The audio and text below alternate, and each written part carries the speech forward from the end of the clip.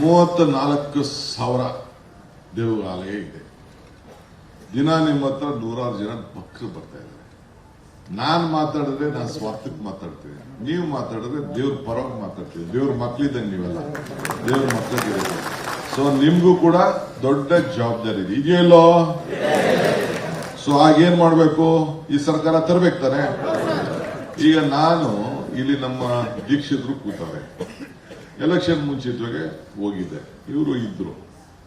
ಇದ್ದಾದ್ಮೇಲೆ ಕೊನೆಗೆ ನಾನು ಪ್ರಾರ್ಥನೆ ಮಾಡ್ಬಿಟ್ಟು ಜನಕ್ಕೆ ಮಾತು ಕೊಟ್ಬಿಟ್ಟು, ನಾವು ಆ ತಾಯಿ ನೀನ್ ನಾಡ ದೇವತೆ, ನಿನಗೆ ಅಲ್ಲೇ ಹೇಳ್ದೆ ನಾನು, ಈ 5 ಗ್ಯಾರಂಟಿಗಳನ್ನ ನಾನು ಇಲ್ಲಿ ಅನುಷ್ಠಾನ ತರುವಂತ ನನಗೆ ಶಕ್ತಿ ಕೊಡುವ ತಾಯಿ, ಕೊಟ್ಬಿಟ್ಟಿದ್ದೀನಿ. ಮನೆಯಲ್ಲಿ ಬೆಳಕು ಬರಬೇಕು, ಹೆಣ್ಮಕ್ಳಿಗೆ ಕುಟುಂಬಕ್ಕೆ ಸಹಾಯ ಮಾಡಬೇಕು, ಗೃಹಲಕ್ಷ್ಮಿ ಒಂದ್ ಕಡೆ, ಗೃಹ ಜ್ಯೋತಿ ಒಂದ್ ಕಡೆ, ಅನ್ನಭಾಗ್ಯ, ನಂದು ಶಕ್ತಿ ಯೋಜನೆ, ಇವನ್ನೆಲ್ಲ ತಂದ್ಬಿಟ್ಟಿದ್ದೀನಿ. ಇದನ್ನ ಯುವನಿಧಿ ಅಂತ 5 ತಂದ್ಬಿಟ್ಟಿದ್ದೀನಿ, 5 ಗ್ಯಾರಂಟಿಗಳು ತಂದ್ಬಿಟ್ಟಿದ್ದೀನಿ. ಇದಕ್ಕೆ ಫಲ ಕೊಡುವಂತದ್ದು ಅಂತೇಳಿ ಆ ತಾಯಿಯಲ್ಲಿ ಹೋಗಿ ಪ್ರಾರ್ಥನೆ ಮಾಡಿ ನಮ್ಮ ಗ್ಯಾರಂಟಿ ಕಾರ್ಡ್ನ ಅಲ್ಲಿ ಇಟ್ಟೆ, ದೀಕ್ಷಿತರಿದ್ದು. ಸೊ ಈಚೆ ಬಂದು ಕೊನೆಗೆ ಆ ತಾಯಿ ನಾಡ ದೇವತೆ, ಈ ರಾಜ್ಯದಲ್ಲಿ ನೀವೆಲ್ಲ ಸೇರಿ ನಮಗೆ ಸರ್ಕಾರ ಅಧಿಕಾರ ತಂದು 136 ಸೀಟ್ ಕೊಟ್ಟು ಮಾತನ್ನ ಉಳಿಸ್ಕೊಂಡಿದೀವೋ ಇಲ್ಲೋ ಹೇಳಿ. ಆಯ್ತು. ಈಗ ಬಿಜೆಪಿ ಫ್ರೆಂಡ್ಸ್ ಇಲ್ಲಿ ಬಹಳ ಗೌರವ, ಬಿಜೆಪಿ ಅವ್ರ ಮೇಲೆ, ಪ್ರೈಮ್ ಮಿನಿಸ್ಟರ್ ಮೇಲೆ ಇದ್ದಾರೆ. ನಿಮ್ಮ ಅಕೌಂಟ್ಗೆ 15 ಲಕ್ಷ ಹಾಕ್ತೀವಿ ಅಂತ ಹೇಳಿದ್ರಲ್ಲ, ಹಾಕಿದಾರ? ಜನ್ಧನ್ ಅಕೌಂಟ್ ಅಂತ ಹೇಳಿದ್ರಲ್ಲ, ಹೇಳಿದಾರ? ನಿಮ್ಮ ಆದಾಯನ ಡಬಲ್ ಮಾಡ್ತೀನಿ ಅಂತ ಹೇಳಿದ್ರು, ಮಾಡಿದ್ರ? ಬರೀ ಮಾತು.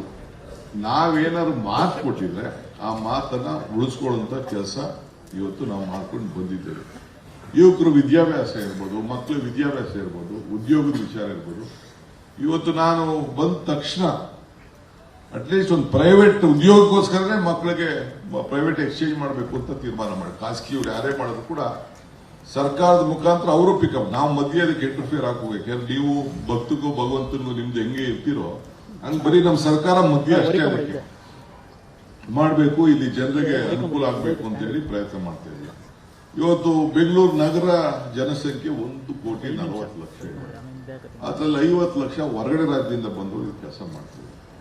ಇವತ್ತು ಕರೆಂಟ್ 200 ಯೂನಿಟ್ ವರೆಗೂ ಕೊಡ್ತಾ ಇದ್ದೀವಿ. 10 ಕೋಟಿ 10,000 ಕೋಟಿ ರೂಪಾಯಿ ಖರ್ಚು ಮಾಡಿದ್ದೀವಿ.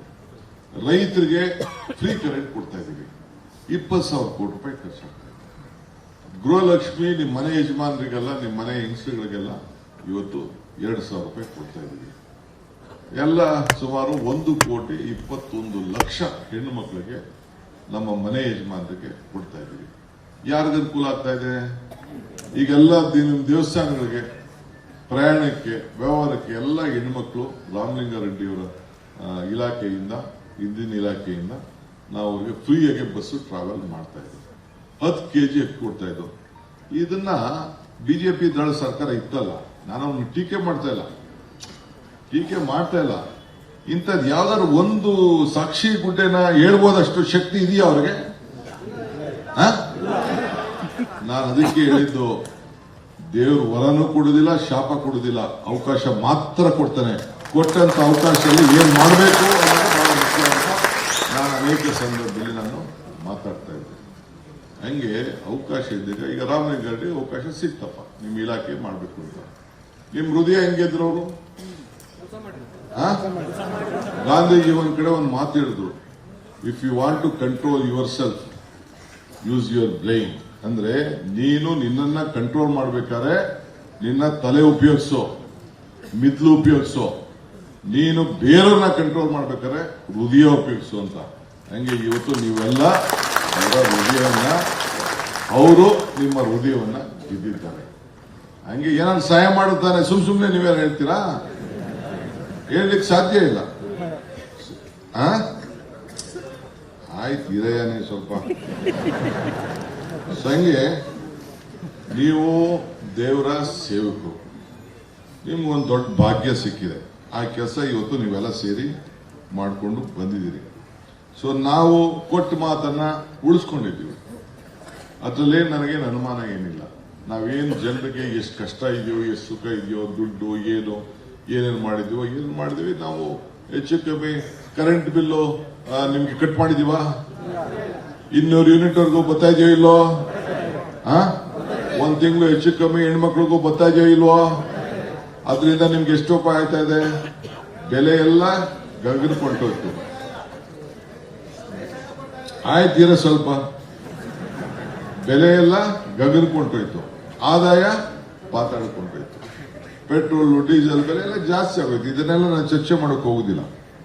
ಅದರಿಂದ ಇವತ್ತು ದೇವರ ಶಕ್ತಿ ಈಗ ಧಾರ್ಮಿಕವಾಗಿ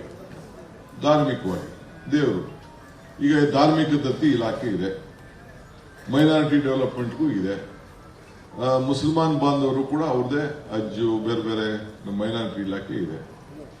ಅವ್ರದೆಲ್ಲ ಅರ್ಜಿ ಹಾಕೊಂಡು ಏನಿರ್ಲಿಲ್ಲ, ಯಾವ ಇಲಾಖೆ ಯಾವ ದೇವರು ಏನು ಅಂತ ಅವ್ರ ಧರ್ಮ ಅವರು ಆಯ್ಕೆ ಮಾಡ್ತಾರೆ. ಕೆಲವರು ಹಿಂದೂಯಿಂದ ಕ್ರಿಶ್ಚಿಯನ್ಗೆ ಹೋಗ್ತಾರೆ, ಕ್ರಿಶ್ಚಿಯನ್ ಇಂದ ಇದಕ್ಕೆ ಹೋಗ್ತಾರೆ, ಎಲ್ಲ ಬೇರೆ ಬೇರೆ ಇವರು ಇದ್ದಾರೆ. ಅದು ಅವರ ಬಿಟ್ಟಿದ ವಿಚಾರ. ನಾವು ಯಾರನ್ನು ಬಲವಂತ ಮಾಡಕ್ ಹೋಗೋದು, ಧರ್ಮ ಅವರ ನಂಬಿಕೆ ಮೇಲೆ ಹೋಗ್ತದೆ. ನಾನು ಹಿಂದೆ ಒಂದು ಮಾತು ಹೇಳ್ತೀನಿ, ಧರ್ಮ ಯಾವುದಾದರೂ ತತ್ವ ಒಂದೇ,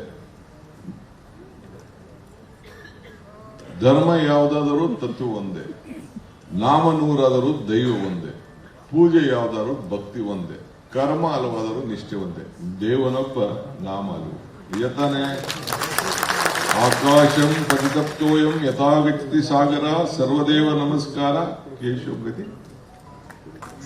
ಕೊನೆಗೆ ಎಲ್ಲಿ ಹೋಯ್ತದೆ ನೀರು? ಎಲ್ಲಿಂದ ಬಂದ್ರು ಸಮುದ್ರಕ್ಕೆ ಹೋಗ್ಬೇಕಾರೆ. ಹಂಗೆ ನೀವೆಲ್ಲ ಮಾಡುವಂತ ಪ್ರಾರ್ಥನೆ ಎಲ್ಲಿಗೆ ಹೋಗ್ಬೇಕು? ರಾಜ್ಯಕ್ಕೆ ಹೋಗ್ಬೇಕು, ಸರ್ಕಾರಕ್ಕೆ ಹೋಗ್ಬೇಕು, ಜನ ನೆಮ್ಮದಿ ಇರಬೇಕು, ಮಳೆ ಬರಬೇಕು, ಶಾಂತಿ ಇರಬೇಕು. ಏನ್ ಪ್ರಾರ್ಥನೆ ಮಾಡ್ತಾರೆ? ಮನೆಗೆ ಬಂದು ದೇವಸ್ಥಾನಕ್ಕೆ ಬಂದವರು ನನಗೆ ಆರೋಗ್ಯ ಕೊಡ್ಲಿ, ನನ್ನ ಮಕ್ಳಿಗೆ ವಿದ್ಯಾಭ್ಯಾಸ ಕೊಡ್ಲಿ, ನನ್ನ ಮನೆ ಕಟ್ಕೊಡ್ಲಿ, ನನ್ನ ಮಕ್ಳು ಚೆನ್ನಾಗಿ ಕೊಟ್ಕೊಳ್ಳಿ, ಐಶ್ವರ್ಯ ಸಿಕ್ಲಿ, ನೆಮ್ಮದಿ ಸಿಕ್ಲಿ. ಇಟ್ಬಿಟ್ಟು ನಾನು ಕೇಳ್ತಾರೆ ಯಾರು? ಅಷ್ಟಕ್ಕೆ ತಾನೇ ನೀವು ಇಬ್ರು ಏಜೆಂಟ್, ದೇವ್ರಿಗೂ ನಿಮ್ಗೂ ಇರುವಂತ ಸಂಬಂಧ. ಹಂಗೆ ನೀವು ಇಂಥ ಮುಂದಕ್ಕೆ ಈ ಸರ್ಕಾರ ಬರಬೇಕಾದ್ರೆ ನೀವು ಏಜೆಂಟ್ ಆಗಿ ಕೆಲಸ ಮಾಡಿದ್ರೆ ಮಾತ್ರ ಈ ದೇವರಿಗೂ. ನಾವು ಜನರು ಏನ್ ನೋಡ್ತೀವಿ? ಜನರು ನಾವು ಕಾಣೋದೇನು? ಜನರ ಸೇವೆ, ಜನಾರ್ದನ ಸೇವೆ, ಮಾನವನ ಸೇವೆ, ಮಾಧವನ ಸೇವೆ. ನಾವು ಮಾಡ್ತಾ ಇರೋದು ಈ ಗ್ಯಾರಂಟಿ ಕೊಟ್ಟು ನಿಮ್ಗೆಲ್ಲ ಸರ್ವಿಸ್ ಮಾಡ್ತಾ ಇರೋದು ಯಾರಿಗೋಸ್ಕರ? ಜನ ಒಳ್ಳೇದಿರ್ಲಿ ಅಂತ ತಾನೆ. ಹಂಗೆ ಈಗ ನೀವು ನಮ್ಗೆ ಮಾಡ್ಬೇಕಲ್ಲ. ಏನ್ರಿ ಅಧ್ಯಕ್ಷರೇ, ಈಗ ಅಗ್ರಿಮೆಂಟ್ ಕರೆಕ್ಟ್ ಆಯ್ತಾ? 50-60 ಜನ ಸೇರಿಸಿ ಮಾಡ್ತೀವಿ ಅಂತ. ಯಾಕಂದ್ರೆ ಕರೆಕ್ಟ್, ಯಾಕಂದ್ರೆ ಮಾತು ನಾನು ಹೇಳ್ತಾ. ಈಗ ರಾಮಲಿಂಗಾರೆಡ್ಡಿ ಅವರು ನಮ್ಮ ಸರ್ಕಾರ, ಯಾರ ಸರ್ಕಾರ? ಕಾಂಗ್ರೆಸ್ ಸರ್ಕಾರ. ನಾವು ಮೊದಲಿಂದ ಇತಿಹಾಸ ಇದೆ. ನನ್ಗೇನು ಬೇರೆ ಪಾರ್ಟಿಯವ್ರ ಬಗ್ಗೆ ನನ್ಗೇನು ಟೀಕೆ ಇಲ್ಲ. ಬಟ್ ಅವಕಾಶ ಸಿಕ್ಕಾಗ ಏನ್ ಮಾಡಿದ್ರು ಅಂತ ಬಹಳ ಮುಖ್ಯ ಅಷ್ಟೇ. ನಂಬಿಕೆ ಹೆಂಗ್ ವ್ಯಕ್ತಪಡಿಸಿದ್ರು ಅಂತ ಮುಖ್ಯ. ಈಗ ಏನಾರು ಮಾಡಿದ್ರೆ ನಿಮ್ಗೆ ಅವರ ಅವಧಿಯಲ್ಲಿ ಏನಾದ್ರು ಒಂದು ನಿಮ್ಗೆ ಸಾಕ್ಷಿ ಗುಡ್ಡೆ ಬಿಟ್ಟು ಹೋಗಿದ್ರೆ ನಿಮ್ಮ ಬದುಕಿನಲ್ಲಿ ಏನಾದ್ರು ಬದಲಾವಣೆ ನಾವೇನ್ ಕ್ವಶನ್ ಮಾಡ್ತಿರ್ಲಿಲ್ಲ. ನಾವು ಕೂಲಿ ಕೇಳ್ತಾ ಇದೀವಿ ನಿಮ್ಮ ಹತ್ರ. ಕೂಲಿ ಬೇರೆ ಏನಿಲ್ಲ. ನೀವೇ ನಿಮ್ಗೂ 50-60 ವರ್ಷ ನಿಮ್ಗೂ ಅನುಭವ ಇದೆ. 40 ವರ್ಷದಿಂದ ದೇವ್ರ ಮುಂದೆ ನಿಂತಿದ್ದೀವಿ. ನಿಮ್ಗಿದೆ ಏನಾದ್ರು ಮಾಡಿದ್ರೆ ಮಾಡಿ, ಏನ್ ತೊಂದರೆ ಇಲ್ಲ. ಬರೀ ಬಟ್ಟೆ ಹಾಕೊಂಡ ತಕ್ಷಣ ರಾಮ ರಾಮ ರಾಮ ಅಂದ ತಕ್ಷಣ ಆಯ್ತಾ? ಆಯ್ತು. ಈಗ ಪಾಪ ಆಯ್ತು, ಎಲ್ಲರೂ ನಾವೆಲ್ಲ ಇಟ್ಕೆ ದೇವರು ದುಡ್ಡು ಕಾಸು ಎಲ್ಲ ಕಟ್ಟಿ ಏನಾಯ್ತು? ಮರ್ಯಾದೆ ಹೊಂಟೋಯ್ತು. ನಮಗೆ ಹೋಯ್ತೋ ಇಲ್ಲ? ಎಲ್ಲ ಶಿಖರಿಗೂ ಹೊಂಟೋಯ್ತೋ ಇಲ್ಲ? ಯಾರೋ ಮಾಡಿದ ತಪ್ಪಿಗೆ ತಿರ್ತಿಯಲ್ಲಿ ಏನೋ ಸ್ವಲ್ಪ ಹೆಚ್ಚು ಕಮ್ಮಿ ಆಯ್ತು ಅಂತ ಕೂತ್ಕೊಳ್ಳಿ. ಅದಕ್ಕೆ ನಾನು ಒಂದು ತೀರ್ಮಾನ ಮಾಡಿದೆ, ನಿಮ್ಗೆ ಅವಮಾನ ಆಗ್ಬಾರ್ದು, ಯಾವನು ಮಾಡಿದಂತ ತಪ್ಪು ಆಗ್ಬಾರ್ದು ಅಂತೇಳಿ ಯಾವ್ದಾವ್ದು ದೊಡ್ಡ ದೊಡ್ಡ ದೇವಸ್ಥಾನ ಇದೆ, ಎಲ್ಲ ದೇವಸ್ಥಾನಗಳು ಉಂಡಿ ತೆಗಿಬೇಕಾದ್ರೆ, ಉಂಡಿ ಮಾಡ್ಬೇಕಾದ್ರೆ ಒಂದು ವಿಡಿಯೋ ಕ್ಯಾಮೆರಾ ಇಟ್ಬಿಟ್ಟು ಅಲ್ಲಿ ರೆಕಾರ್ಡಿಂಗ್ ಇಟ್ಟು ಅಲ್ಲಿಂದ ಪೊಲೀಸ್ ಸ್ಟೇಷನ್ಗೆ ಲಿಂಕ್ ಆಗಿ ಅದನ್ನ ನೋಡ್ಕೊಂಡು ಇನ್ ಮುಂದಕ್ಕೆ ನಿಮ್ಗೆ ಕೆಟ್ಟ ಹೆಸರು ಬರಬಾರ್ದು, ನಿಮ್ ದೇವಸ್ಥಾನಕ್ಕೂ ಬರಬಾರ್ದು. ಇದು ತಪ್ಪಾಯ್ದು. ನೀವು ಯಾರು ದೇವ್ರ ದುಡ್ಡು ತಿನ್ಬೇಕು ಅಂತ ನಿಮ್ಗೆ ಇಷ್ಟ ಇದೆಯಾ? ಏನಿಲ್ಲ. ಯಾರು ಪಾಪ ನನ್ಗೆ ಗೊತ್ತಿದ್ದು ಬಡವರು ಯಾರು ಈ ಕೆಲಸ ಮಾಡೋದಿಲ್ಲ. ಬಡವರು ಕಷ್ಟಪಟ್ಟವರು ಯಾರು ಮಾಡೋದಿಲ್ಲ. ಇನ್ನೊಂದು ನಾನು ನಿಮ್ಗೆ ಅರ್ಚಕರ ಸಂಘದವ್ರಿಗೆ ನಾನೊಂದು ರಿಕ್ವೆಸ್ಟ್ ಅಂದ್ರೆ, ನಿಮ್ಮ ಏನ್ ಸಂಘಟನೆ ಇದೆಯೋ ಕೆಲವು ಮಠಗಳು ನೀವೆಲ್ಲ ಮಾತಾಡ್ಕೊಳ್ಳಿ. ಹಳ್ಳಿಲಿ ಏನು 34,000 ದೇವಸ್ಥಾನ ಇದೆಯಲ್ಲ, ಇನ್ನು ಬೇರೆ ಬೇರೆ ಸಣ್ಣ ಸಣ್ಣ ದೇವಸ್ಥಾನಗಳಿದೆಯಲ್ಲ. ಈಗ ನಾನು ನನ್ನ ಕ್ಷೇತ್ರದಲ್ಲಿ ಒಟ್ಟು 300 ದೇವಸ್ಥಾನ ಕಟ್ಟಿಸಿದ್ದೇನೆ. ಹೊಸಪ್ಪ ಅವ್ರಿಗೆ ಜೀರ್ಣೋದ್ಧಾರಕ್ಕೆ ಮಾಡಿದೀವಿ, ಹೊಸ ಕಟ್ಟಿದೀವಿ, ಮಾಡಿದೀವಿ. ಅವ್ರಿಗೆಲ್ಲ ಸಂಸ್ಕಾರ ಹೇಳ್ಕೊಡ್ಬೇಕು. ನೀವು ಏನ್ ಹೇಳ್ಕೊಡ್ಬೇಕು? ಸಂಸ್ಕಾರ. ಯಾರು ಭಕ್ತಿಯಿಂದ ಸಂಸ್ಕಾರದಲ್ಲಿ ಪೂಜೆ ಮಾಡ್ತಾನೆ ಆಗ ಅವನಿಗೆ ಮನಸ್ಸು ನೆಮ್ಮದಿ ಸಿಗ್ತದೆ. ಅದು ನಮ್ಮ ಹಳ್ಳಿ ದೇವಸ್ಥಾನಗಳೆಲ್ಲ ನೀವು ಸಂಸ್ಕಾರ ಯಾರ್ಯಾರಿದ್ದಾರೆ ಮಾಡಿ, ಬೇಕಾದ್ರೆ ಅದಕ್ಕೆ ನಾವು ಪ್ರೋತ್ಸಾಹ ಕೊಡೋಣ. ಇದನ್ನ ಮಠಗಳಿಗೂ ಕೂಡ ನಾನು ಇದನ್ನ ಮಾತಾಡ್ತೀನಿ. ಎಲ್ಲ ಮಠಗಳು ಕೂಡ ನೀವು ಕೂಡ ಕರ್ಕೊಂಡೋಗಿ ಒಂದ್ 3 ತಿಂಗಳು ಟ್ರೈನಿಂಗ್ ಕೊಡಿ ಅವ್ರಿಗೆ. ನಾವು ಬೇಕಾದ್ರೆ ಅದಕ್ಕೆ ಏನ್ ಬೇಕಾದ್ರೂ ಸಹಾಯ ಮಾಡೋಣ. 3 ತಿಂಗಳು ಅಷ್ಟು ವಿದ್ಯಾ ಯಾರಾದ್ರೂ ಮನೆ ಆಸ್ತಿನ ಅದು. ಅವನು 100 ಗಂಟೆ ವಿದ್ಯೆ ಕಲಿಬೇಕು ತಾನೆ ಅವನು. ಕೊನೆಗೆ 100 ಗಂಟೆ ವಿದ್ಯೆ ಕಲಿಬೇಕು. ಹಂಗ ನಿಮ್ಮ ಹತ್ರ ಇರೋ ವಿದ್ಯೆ ದಾನ ಮಾಡ್ಬೇಕಲ್ಲ, ನೀವು ಸಂಸ್ಕಾರ ಮಾಡ್ಬೇಕಲ್ಲ, ಗೊತ್ತಾಗ್ಬೇಕಲ್ಲ ಯಾವ ರೀತಿ ಮಾಡ್ಬೇಕು, ಏನ್ ಮಾಡ್ಬೇಕು ಅಂತ. ಈಗ ನಮ್ಮ ದಕ್ಷಿಣದಲ್ಲಿ ಎಲ್ಲರೂ ಪುರೋಹಿತರು ಯಾರು ದೇವ್ರನ್ನ ಮುಟ್ಟಕ್ ಬಿಡುದಿಲ್ಲ, ಲಿಂಗ ಮುಟ್ಟಕ್ ಬಿಡುದಿಲ್ಲ, ಇಲ್ಲ ಇನ್ನೊಂದು ಮಾಡಿದ್ರೆ ನೀವೇ ಮಾಡ್ಬೇಕು. ಆದ್ರೆ ಉತ್ತರ ಕರ್ನಾಟಕದಲ್ಲಿ, ಉತ್ತರ ಭಾರತದಲ್ಲಿ ಅದು ಬೇರೆ ಪದ್ಧತಿ ಇದೆ. ಪ್ಯಾಂಟು ಶರ್ಟ್ ಹಾಕೊಂಡು ಎಲ್ಲ ಮಾಡ್ತಾರೆ. ಅದು ಬೇರೆ, ನಾನು ಅದ್ರ ಬಗ್ಗೆ ಚರ್ಚೆ ಮಾಡಕ್ಕೆ ಹೋಗಿಲ್ಲ. ಆದ್ರೆ ಇದ್ರ ಬಗ್ಗೆ ಕೂಡ ನೀವು ಬೇರೆ ನಮ್ಮ ಹಳ್ಳಿ ದೇವಸ್ಥಾನದಲ್ಲಿ ಆವತ್ತಿನ ಕಾಲದಲ್ಲಿ ಬಂಗಾರಪ್ಪನವರು ಕೂಡ ಆರಾಧನಾ ಸ್ಕೀಮ್ ಅಂತ ಮಾಡಿ ಆವತ್ತಿನ ಕಾಲದಲ್ಲಿ ಹಳ್ಳಿರೋ ಸಣ್ಣ ದೇವಸ್ಥಾನಕ್ಕೆ ಸುಣ್ಣ ಬಣ್ಣ ಹೊಡ್ಕೊಳ್ಳಿ ಅಂತೇಳಿ ಆ ಒಂದು ಮಾಡಿ ಒಂದು 10,000 ರೂಪಾಯಿ ಪ್ರಾರಂಭ ಮಾಡಿದ್ರು. ಈಗ ಲಕ್ಷ ಗಟ್ಟಲೆ ಆಗಿದೆ. ನಾನು ಕೇಳಿದೆ ರಾಮಲಿಂಗರಿಗೆ ಎಷ್ಟು ದುಡ್ಡಿದೆ, ಏನಿದು, ಏನ್ ಮಾಡ್ಬೇಕು ಮುಂದಕ್ಕೆ ಅಂತೇಳಿ. ನಾನು ಕೂತ್ಕೊಂಡು ಮುಂದಕ್ಕೆ ವಿಚಾರಗಳನ್ನು ಅವ್ರ ಹತ್ರ ಚರ್ಚೆ ಮಾಡ್ತೇನೆ. ಚರ್ಚೆ ಮಾಡಿಬಿಟ್ಟು ಏನೇನ್ ಮಾಡ್ಲಿಕ್ಕೆ ಆಗ್ತದೋ ಅದನ್ನ ನೋಡ್ತೇನೆ. ನಿಮ್ಮ ಬೇಡಿಕೆ ಕೂಡ ಏನ್ ಕೊಟ್ಟಿದ್ದೀರಿ ಅದನ್ನು ಕೂಡ ಅವರ ಹತ್ರ ಕೂಡ ಪರಿಶೀಲನೆ ಮಾಡ್ತೀನಿ. ಅವ್ರ ಖಾತೆ ನೀವು ಕೇಳಿದ್ರಿ, ಈಗ ದೊಡ್ಡ ಖಾತೆ, ಅದು ಖಾತೆ ಏನು ಬಹಳ ಕಷ್ಟ, ಅದ್ರಲ್ಲಿ ದುಡ್ಡು ಇಲ್ಲ ಇರಿಗೇಷನ್ ಅಲ್ಲಿ. ಅವ್ರಿಗೆ ದೊಡ್ಡ ಸಮಸ್ಯೆ ಇದೆ. ಬಟ್ ಅವ್ರಿಗೆ ನಾವು ಕೊಟ್ಬಿಟ್ಟಿದೀವಿ. ನನಗೆ ಬೆಂಗಳೂರು ಕೊಡಬೇಕು ಅಂತ ಇತ್ತು ಅವ್ರಿಗೆ ಆಸೆ. ಏನೋ ನಮ್ಮ ಪಕ್ಷ ತೀರ್ಮಾನ ಮಾಡ್ತು. ಬೇರೆ ಯಾವ್ದಾರ ಒಂದು ಖಾತೆ ಕೇಳಿ ಇದನ್ನು ಕೇಳಿದ್ರು ಕೊಡಕ್ ರೆಡಿ ಇದ್ದೀನಿ. ಅದು ನೀವು ಅವರಿಬ್ರು ಕೂತ್ಕೊಂಡು ಮಾತಾಡಿ. ಬಟ್ ಇರಿಗೇಷನ್ ಬಹಳ ದೊಡ್ಡ ಇದನ್ನ ಸಮಸ್ಯೆ ನೋಡ್ತಾ ಇದೀರಲ್ಲ, ಅಲ್ಲಿ ತುಂಗಭದ್ರಾ ಸಮಸ್ಯೆ, ಕೃಷ್ಣಾ ಸಮಸ್ಯೆ, ಇನ್ನೊಂದ್ ಕಡೆ ಸಮಸ್ಯೆ, ಕಾವೇರಿ ಸಮಸ್ಯೆ, ಇವೆಲ್ಲ ಕೂಡ ಇದೆ. ಹ್ಯಾಂಡಲ್ ಮಾಡೋದು ಅಷ್ಟು. ಆಮೇಲೆ ಎಲ್ಲ MLAಗಳು ಮೇಲೆ ಬರ್ತಾರೆ. ಸುಮಾರು ಯಡಿಯೂರಪ್ಪನ ಕಾಲದಲ್ಲಿ 1.25 ಲಕ್ಷ ಕೋಟಿ ರೂಪಾಯಿ ಕೆಲಸ ಕೊಟ್ಬಿಟ್ಟವ್ರೆ. ಈಗ ನನ್ನ ಡಿಪಾರ್ಟ್ಮೆಂಟ್ ಇರೋದೇ 16,000 ಕೋಟಿ. 16,000 ಕೋಟಿ ಸಂಬಳ ಕೊಡಬೇಕು, ಕೆಲಸ ಕೊಡಬೇಕು. ಲ್ಯಾಂಡ್ ಅಕ್ವಿಷನ್ಗೆ ಈಗ ಕೃಷ್ಣ ಮೇಲ್ದಂಡೆ ಯೋಜನೆಗೆ 70,000 ಕೊಡಬೇಕು. ಬೇಕಾದ ಸಮಸ್ಯೆ ಇದೆ, ಅವ್ರಿಗೂ ಸಮಸ್ಯೆ ಇದೆ. ಅದನ್ನ ಹೆಂಗೋ ಸ್ವಲ್ಪ ಈಗ ಹ್ಯಾಂಡಲ್ ಮಾಡ್ತೀನಿ ಅಂತ ಹೇಳ್ತಾ ಇದ್ದಾರೆ. ಅದನ್ನ ನೋಡೋಣ. ನೀವು ಹೇಳಿರೋ ವಿಚಾರ ನಾನು ಪ್ರೈವೇಟ್ ಆಗಿ ನಾನು ಮಾತಾಡ್ತೀನಿ, ಮಾತಾಡಿ ತೀರ್ಮಾನ ಮಾಡ್ತೀನಿ. ಸೊ ಹಂಗೆ ಈ ಸಂದರ್ಭದಲ್ಲಿ ತಾವೆಲ್ಲ ಇಲ್ಲಿ ಏನಿದ್ದೀರಿ ಬಹುಶಃ ಬಹಳ ಒಳ್ಳೆ ಬದ್ಧವಾಗಿದ್ದೀರಿ. ಮುಂದಕ್ಕೆ ನಿಮ್ಮ ಅಧ್ಯಕ್ಷರಿದ್ದಾರೆ. ಇನ್ನೊಂದು ದೊಡ್ಡ ಸಮಾರಂಭ, ಐತಿಹಾಸಿಕವಾದ ಕಾರ್ಯಕ್ರಮ ಮಾಡ್ತೀವಿ ಅಂತೇಳಿ. ಎಲ್ಲಾ ದೇವ್ರನ್ನು ಕೂಡ ವಿವಿಧ ರೀತಿಯಲ್ಲಿ ಅವನ ತಾಂಡವ ಆಡ್ತಾ ಇರ್ತಾನೆ. ಬೇಕಾದಷ್ಟು ಹೆಸರನ್ನ ಗಣೇಶನ್ಗೆ ಹೆಸರಿಟ್ಟಿರ್ತೀವಿ, ವಿನಾಯಕನಿಗೆ ಒಂದು 100 ಹೆಸರು ಇಟ್ಕೊಂಡು ನಾವು ಕರಿತೀವಿ. ಅಂತ ಸಂದರ್ಭದಲ್ಲಿ ಶಿವನು 100 ಹೆಸರು ಇಟ್ಕೊಂಡು ನಾವು ಕರಿತೀವಿ. ಆಯ್ತಾ? ಹಿಂಗಿರುವಂತ ಸಂದರ್ಭದಲ್ಲಿ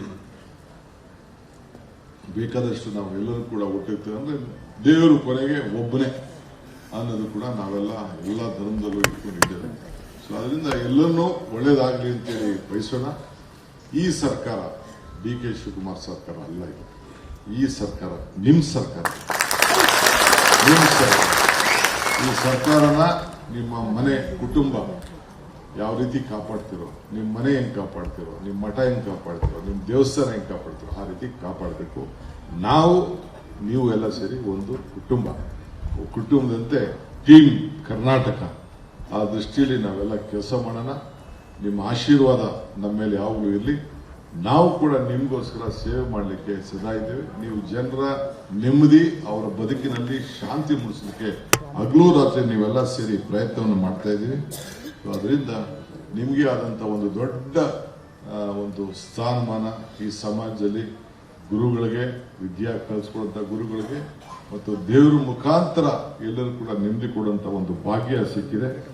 ಈ ಪುರೋಹಿತತ್ವ ಏನು ನಿಮಗೆ ಸಿಕ್ಕಿದೆ, ಇದು ನಿಜವಾಗ್ಲೂ ನಿಮ್ಗೆ ಒಂದು ದೊಡ್ಡ ಭಾಗ್ಯ.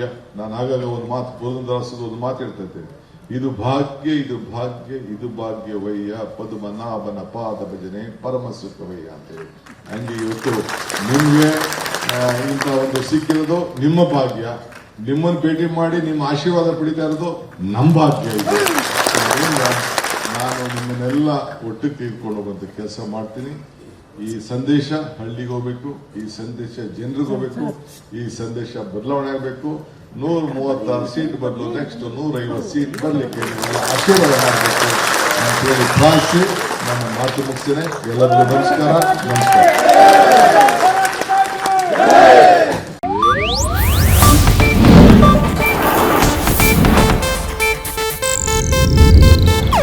ಇದು ಏಷ್ಯಾನೆಟ್ ನ್ಯೂಸ್ ನೆಟ್ವರ್ಕ್ ಪ್ರಸ್ತುತಿ.